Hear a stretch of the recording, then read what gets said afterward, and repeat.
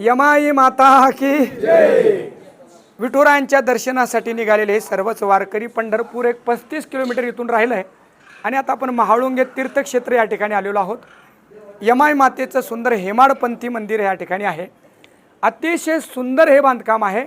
आजच्या आधुनिक काळामध्ये कितीही पैसे खर्च केले आणि इंजिनिअरने कितीही जर त्याचे डायग्राम तयार केले तरी इतकं सुंदर तयार होऊ शकणार नाही, कारण त्या काळामध्ये लोकांनी कामं केले नाही तर भक्ती म्हणून हे सगळं केलेलं आहे।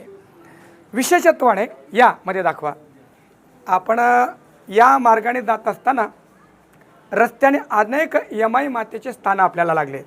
काय त्याचं कारण असेल की महाराष्ट्र हा भक्ती आणि शक्तीची उपासना करणार आहे। भक्ती तर करायची आहे, पण ती भक्ती शक्तीच्या आधाराने करायची म्हणून छत्रपती शिवाजी महाराज यांनी सुद्धा स्वराज्याची स्थापना करत असताना आपल्या शक्तीला जोड भक्तीची दिली आणि या शक्तीच्या दैवता, शक्तीचे मूळ स्रोत अनेक मातेंची उपासना करूनच महाराजांनी स्वराज्य स्थापन केलं।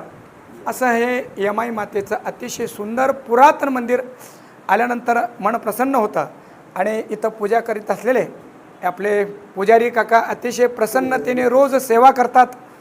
त्यांच्याकडे सुद्धा मातेची तेजस्विता पूजा करून करून त्यांच्याकडे सुद्धा आलेली आहे। तर आपण बघू शकता की यमाई मातेचं अतिशय सुंदर स्वरूप पाहिल्याबरोबर मनाला आकर्षित करून घेणारं आणि आपल्या भक्तीला शक्तीचं बळ देणारे हे आहे। तर थोडीशी काही माहिती सांगा आम्हाला मातेविषयी। हे यमाई देवीचं मंदिर आहे आणि हे पुरातन मंदिर आहे। अच्छा, इसवी सन 11व्या शतकातलं हे मंदिर आहे। म्हणजे आवाज दिला। हे पुरातन मंदिर आहे, 11व्या शतकातील मंदिर आहे। अच्छा, आणि या मंदिराचा एकच इतिहास आहे की औंधची यमाई देवी जी आहे ती औंधच्या यमाई देवी इथं स्थापन झालेलं आहे। गवळ्याची घरं जी असत होती, गवळ्याच्या एका सुनेला गोपिका नावाची सून होती, त्या सुनेला प्रसन्न होऊन आईसाहेब औंधवरनं महाळुंगे या ठिकाणी आलेले। औंध म्हणजे सांगली भागामध्ये? नाही, सातारा जिल्ह्यातलं हां, सातारा जिल्ह्यातलं औंध या ठिकाणून आईसाहेब इथं आलेले आहेत महाळुंगे यमाई देवी।